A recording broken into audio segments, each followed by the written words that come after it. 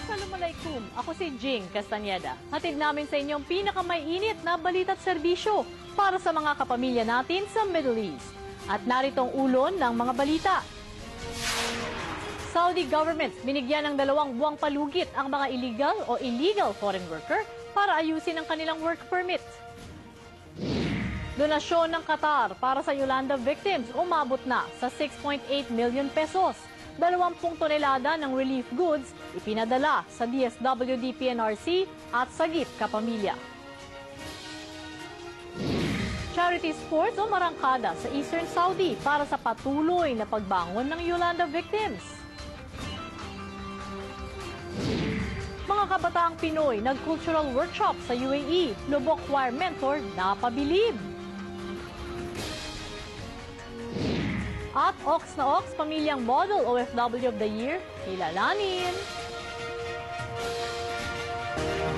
Kinumpirma ng Department of Foreign Affairs ang pagbibigay ng 2 buwang extension sa mga undocumented foreign workers sa Saudi, kabilang na ang mga OFW. Ito'y para ayusin ang kanilang work permit. Ayon sa DFA, may hanggang Marso 1 ang mga OFW para isumiti ang kanilang mga dokumento. Alinsunod ito sa Saudization policy na ipinatupad noong 1 taon na layong bigyang prioridad sa trabaho ang mga Saudi national.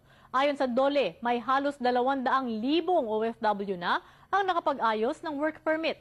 Nasa 500 naman ang naghihintay na mapauwi sa bansa. Isang bangko sa Qatar ang nag-donate ng 100,000 riyals o mahigit 1.2 million pesos para sa Yolanda victims. Sa kabuuan, umabot na sa mahigit 6.8 million pesos ang cash donations at mahigit 20 toneladang relief goods ang naipadala ng Qatar.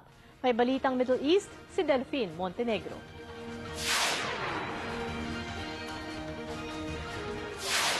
Mismo ang Executive Manager, Government Relation and Corporate Affairs ng Alibank na si Shafi Al-Shafi at Corporate Communication and Marketing Manager na si Arif El Nakadi ang personal na nag-abot ng checking na kakahalaga ng 100,000 riyals o higit 1.2 million pesos kay Ambassador Crescente Relacion para sa Yolanda victims. We would like to pass our sincere condolences to all the lives that have lost during the Haiyan typhoon. And we would like to congratulate the Philippine government for all the efforts that they have been doing. And hopefully with this small help that we have done, lots of lives can help lots of people in the Philippines. Nagpapasalamat sina El Nakadi dahil wala silang empleyadong Pinoy na naapektuhan ng super typhoon. Nagpasalamat naman si Relacion sa malaking tulong na ibinigay ng Alibank. We're extremely happy and glad to receive many donations in kind and also cash donations from the different groups in Qatar, from the Qatari people, from the expats community. I would like to thank all of them. We also would like to thank in particular the Alibank. Ayon sa embahada, umabot sa 561,943 Qatari riyals o mahigit 6.8 million pesos ang cash donations na ang ibinigay ng mga sangay ng gobyerno ng Qatar, individual at iba-ibang samahan. Umabot naman sa mahigit 20 toneladang relief goods ang naipadala ng iba-ibang institusyon at individual sa pamamagitan ng libreng pakargo ng Qatar Airways, Gulf Air, Asmac Charity, Makati Express Cargo at LBC. Lahat ng cash donations at relief goods na nakalap ng embahada ay pinadala sa DSWD, PNRC at Sagip Kapamilya. Nagbabalita sa Middle East, Delphine Montenegro, Doha, Qatar. Bagong taon, bagong pag-asa. Ito ang handog ng Kuwait Filipino Mothers Organization sa mahigit 100 distressed OFW sa Kuwait. Tinuruan sila ng paggawa ng tinapay na maaari nilang pagkakitaan pag-uwi nila sa Pilipinas. May balitang Middle East, si Maxi Santiago.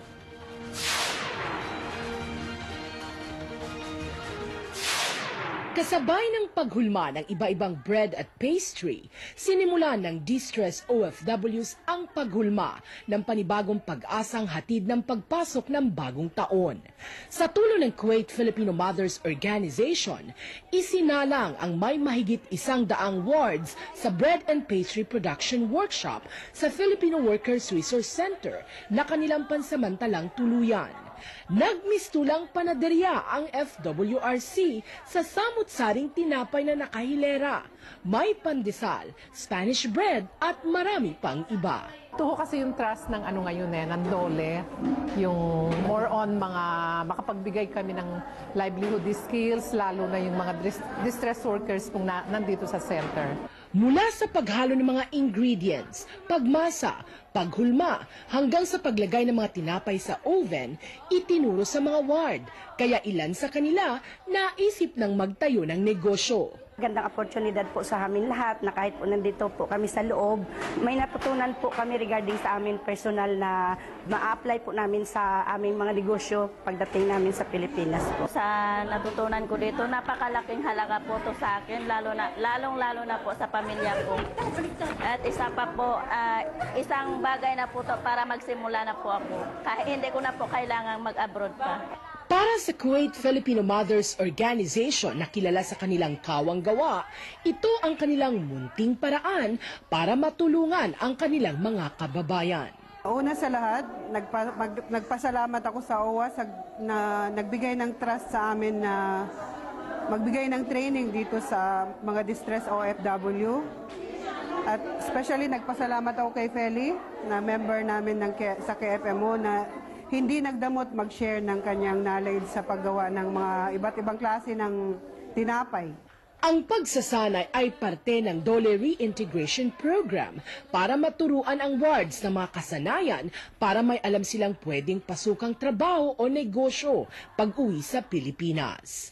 Nagbabalita sa Middle East, Maxi Santiago, Kuwait.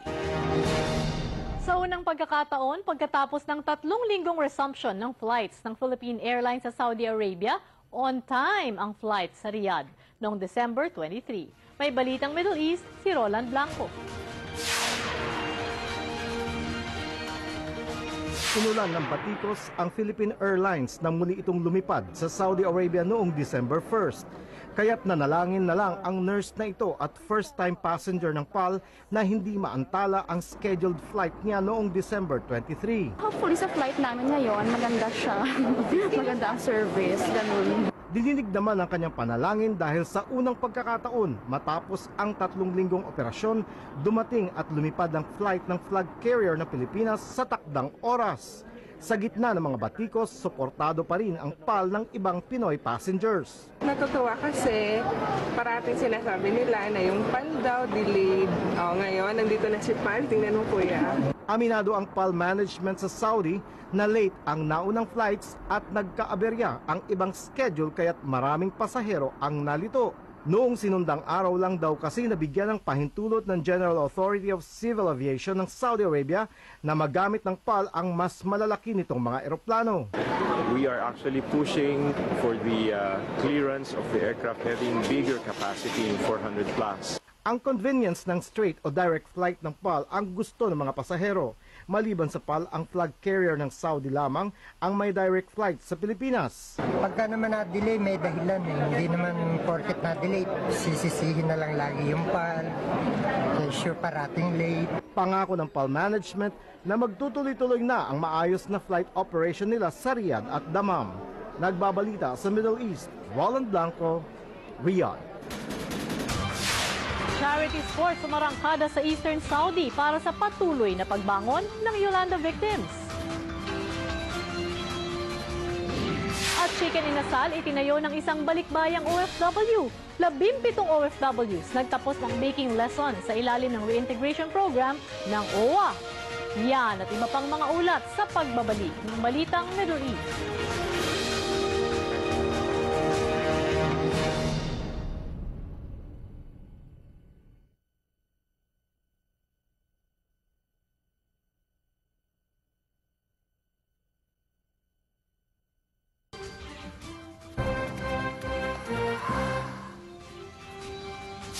Para naman po sa ating pulso ng OFW, narito ang ating question of the week.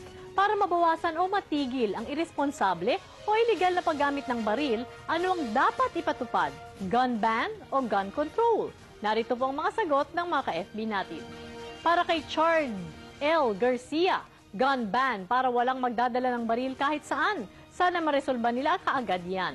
Hopeless naman si Boy Perez dahil kahit ano naman daw ang batas sa Pilipinas, walang epekto kasi matitigas ang ulo ng mga Pinoy. Kung alin ang bawal, siyang ginagawa. Good day and God bless BME. Salamat po.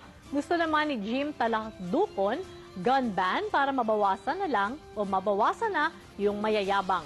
Para naman kay Omar Del Ruiz, total gun ban para lahat pantay-pantay dahil itong nagiging ugat ng pagiging mayabang. Kapag may hawak kang baril, akala mo ang tapang-tapang, lalo na kung walang armas ang kalaban. Magandang araw po. Mas pabor naman si Norman B. Pareño sa gun control at lahat ng kukuha ng baril dapat dumaan sa training saka sa seminar. Wala na yung pagkukuha ng lisensya. May mga fixer kasi dyan, nagkakaproblema tuloy. 500,000 pesos to 1 million pesos ang multa ng mga nakakabaril at kulong ng 10 taon pataas. Para naman kay Michael Trono Mendoza, total gun ban for people who do not have the permit or the authority to use guns, and gun control for those who have permits and authorization. Pakiwari naman ni Ze Nomats, gun control o gun ban, useless yan pareho. Bakit? Paano yung mga kriminal o mga politikong may mga baril? Hindi naman nila kayang kontrolin, hindi ba? Good day! Sabi naman ni Philip Alva, may gun control na ang kailangan lang malipol ang illegal gun manufacturers at owners dahil yun ang gumagamit o ginagamit sa mga krimen. Sino ba namang may licensed gun na gagamitin ang baril niya sa pang-hold up? May punto ka dun. Sa pananaw naman ni Erwin Manalo, dapat magkaroon ng istriktong gun control sa bansa dahil ang pagmamay-ari ng baril ay pribilehiyo ng bawat isa para protektahan ang sarili at pamilya. Ang pagkontrol sa pang-aabuso ng baril ang dapat ipatupad, taasan ang parusa at ikulong ang mga lalabag. Ang gun ban ay hindi sagot sa karahasan dahil lalo nitong palalakihin ang merkado ng hindi rehistradong baril sa bansa. Kalakip ng mga batas ukol sa baril dapat bilang Pilipino, maging responsable tayo sa paghawak nito at sundin ang lahat ng alituntunin ng gobyerno sa paggamit nito. Para naman kay Sarah Jane Salik, gun control kasi tamang disiplina lang naman po sa paggamit at hindi makasakit ng iba, lalo na sa mga inosenteng bata. Thanks BME, more power po! Sa Eastern Saudi naman, buhos pa rin ang fundraising ng Pinoy sports groups para sa tuloy-tuloy na pagbangon ng Yolanda victims. May balitang Middle East, si Dinan Arana. Batid ng mga Pinoy sa Eastern Region ng Saudi Arabia na matagal pang makaahon ng mga biktima sa kahirapan dulot ng pananalasa ng superbagyong Yolanda sa Pilipinas. Kaya naman lahat ng sports events na inilunsad dito ay padadala nila sa mga probinsyang pinadapa ng kalamidad. Karamihan din sa kanila ay mula sa Visayas o may mga kamag-anak na nakatira sa dinaanan ng bagyong Yolanda noong Nobyembre. Sa Alhasa, 20 team ang sumali sa first conference ng SMPII Basketball Tournament. Inilunsad din nila ang torneyong ito para mailayo sa mga bawal na gawain ang mga OFW lalo na tuwing weekend. Ang kikitain nito ay mapupunta sa ating mga kababayan sa Pilipinas na nasa Arlanta sa kalamidad. At the same time, ay isa rin ito sa pag-susupport sa ating mga youth. Buong suporta naman ang ibinigay ng Al-Hasa Islamic Center at ipinagamit ang kanilang basketball court ng libre. Bilang tulong po sa ating mga kababayan na gustong maglaro at mag-enjoy ng basketball. So sinasagot po ng Al-Hasa Islamic Center, ng opisina po namin, ang lahat ng premyo para sa mga trophies, mga medalya. Sa Al-Kubar naman, umabot sa 166 na badminton enthusiasts ang sumali sa Smash for a Cause ng Al-Filasca Badminton Club. Na magkamag-anak, magkaibigan, magkaopisina ang buong pusong nagtaguyod sa proyektong ito para makalikom sila ng pondo. Ang talagang objective na itong tournament namin ay upang makalikom ng sapat na halaga na aming itutulong sa mga nasalanta ng bagyong Yolanda sa bansa natin sa Pilipinas. Sa bawat hataw ng kanilang raketa, inaalay nila ito sa mga nagugutom na mga kababayan sa Tacloban at iba pang bayan ng Leyte.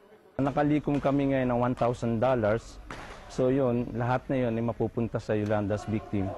So sa palagay namin na malaki rin yung may tutulong doon sa mga naging biktima ng Yolanda. Maging sa Damam, hinangaan ang mga sumali sa Kingdom Dream Games Part 2 dahil nag-ambag din sila sa fundraiser ng FABA.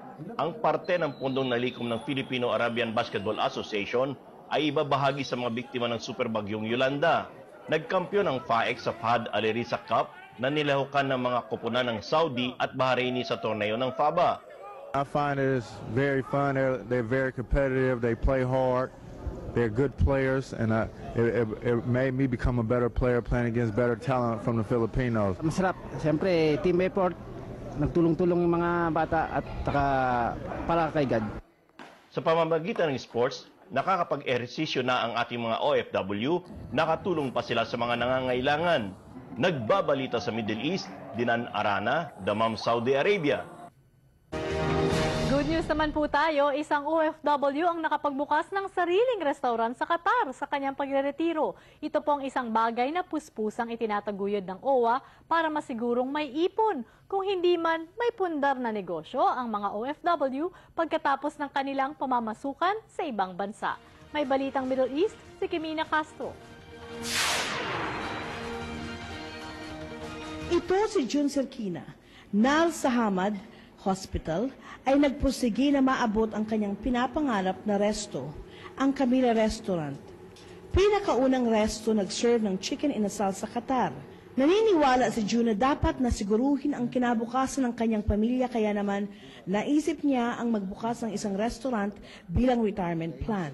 Marami siyang pinasok na negosyo pero hindi gaanong kumita dahil hindi niya direktang na-manage. Napakahirap ang umuwi sa atin na wala kang may po, wala kang may pundar. Although nakatapos na yung mga anak ko, may sarili naman kaming tahanan. Kaya lang yung yung bilang OFW, kailangan may napupuntahan yung mga kinikita.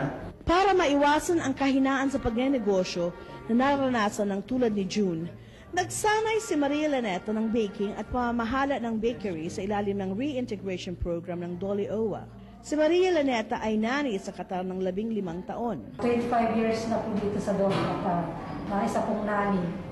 Pero nung napalitaan ko po na may baking class po dito sa OWA, ay kusa po akong nagpunta.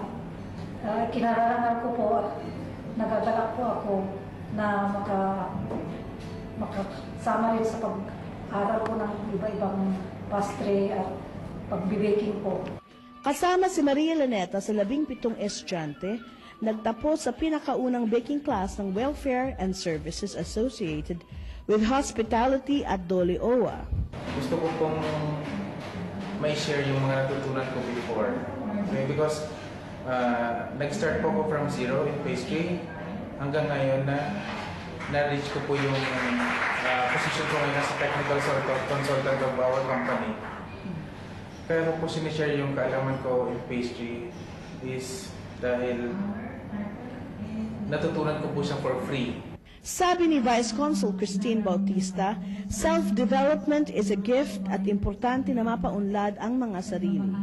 Nagbabalita sa Middle East, Kimina Castro, Doha, Qatar. Mga kabataang Pinoy nag-cultural workshop sa UAE, Lubok Choir Mentor napabilib. At Ox na Ox, pamilyang model of OFW of the Year, kilalanin. Yan at iba pang mga ulat sa pagbabalik ng Balitang Middle East.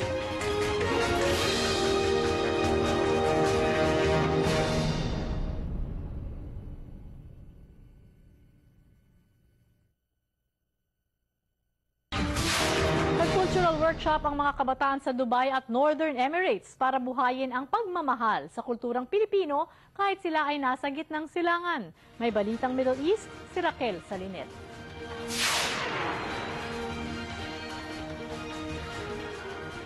Umarte, sumayaw, at umawit ang mahigit 80 kabataang Filipino mula sa Dubai at Northern Emirates. Ito ay matapos silang dumaan sa isang linggong pag-aaral at pagsasanay mula mismo sa mga eksperto sa tulong ng National Commission for Culture and Arts or NCCA ng Pilipinas. Inorganisa ang workshop ng asawa ng Philippine Consul General sa Dubai at Northern Emirates na si Lucy Mafranca. para maituro nila sa mga bata at ma-reawaken sa mga bata yung sense of their Philippine cultural heritage. Para they will be able to rekindle in themselves the feeling of patriotism and love of country.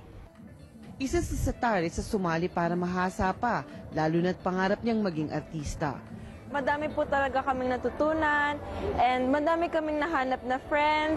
Hindi lang po dahil sa isang talent kami sumali, madami pa po kaming natutunan. Tsaka gusto ko po talagang maging artista, kaya po ako sumali dito. Proud naman si Ariel, ama ng dalawa pang nag-workshop. Napakaganda dahil world class yung kanilang mga facilitators at yung mga nakikita lang namin sa YouTube, sa print media ay nakita namin ng personal. Napabilib ang musical director ng Lobo Choir na si Alma Taldo. Magaling sila kasi yung ginawa ko sa choir sa Bohol, yung tinuro ko sa kanila. Pero hindi pa sila sanay, pero eventually makukuha nila yon. Karamihan sa mga kabataang naninirahan sa ibang bansa ay limitado o walang exposure sa pag-awit, pag-arte at pagsayaw na nagpapahayag ng kanilang kultura. First time to nangyari outside the Philippines. Hopefully we could replicate this in other countries dahil alam namin maraming mga Filipino communities around the world na sana ma-expose din ang mga bata natin sa kulturang Filipino. Dahil sa tagumpay ng workshop, maaring maulit at ito ay dalhin din sa ibang bansa. Nagbabalita sa Middle East, Raquel Salinel, Dubai, UAE. Nagkampiyon ng Al Sorayay Company Team sa Second Basketball Invitational Game 2013 sa Jeddah Industrial City. May balitang Middle East, si Francis Nuique.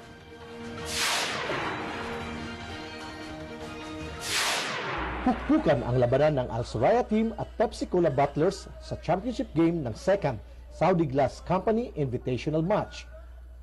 Agawan sa bola at unahan sa pagpuntos. Walang sinayang na sandali, lakas at galing sa laro ang Al Soraya Team na tinalo ang Pepsi Cola sa score na 98-88. Nasungkit nila ang Second Invitational Championship Trophy. First runner-up ang Pepsi Cola Company, second runner-up ang Saudi Glass Company at third runner-up ang Al Yanaba Team.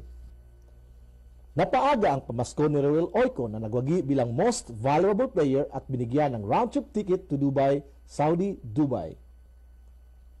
Nakatanggap naman ng gift certificates ang Mythical 5 at medalya galing sa sponsors. Sinuprotehan ng Embahada at Filipino community ang paliga. Joining tournaments like this fosters friendship and community building among us Filipinos here in Jeddah.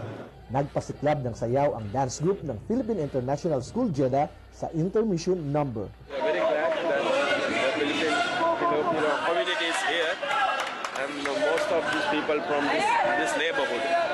So our one purpose was to bring the community together and nourish our family feeling. Ang palaro ng kumbanya ay isa sa mga diversyon para sa mga empleyado sa maghapong nagtrabaho sa opisina o nakababad sa init ng araw.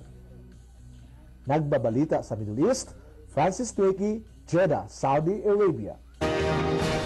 Isang OFW family na tumulong magtayo ng unang eskwelahan sa kanilang lugar sa Maguindanao at isang pamilyang OFW na nagsagawa naman ng scholarship at iba pang charity sa Ilocos. Sila ang kauna-unahang winners ng Model OFW families sa land at sea-based categories ng DOLE. Balitang Ox na Ox, hatid ni Jerome Fadriquela.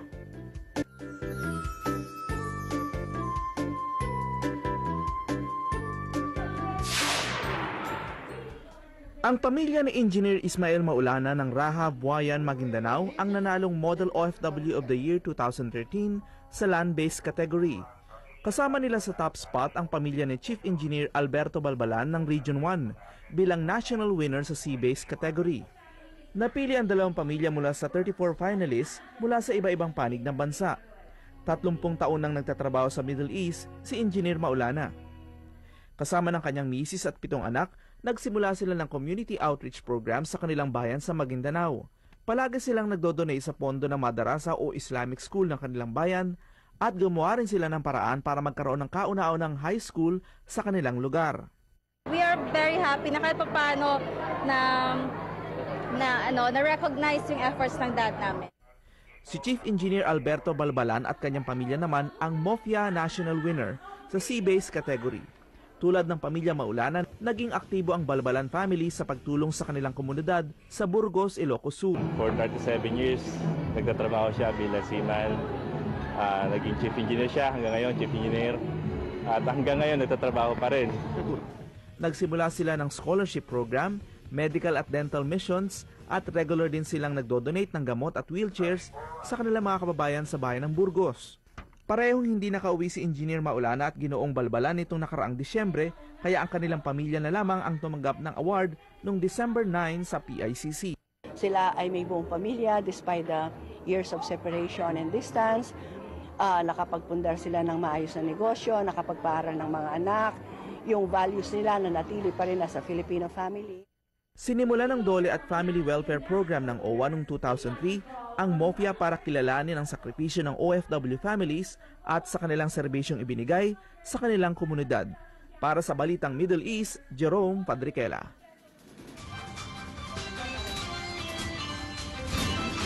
At dito po nagtatapos ang isa na namang edisyon ng mga balita at serbisyo para sa mga kababayan natin sa gitnang silangan.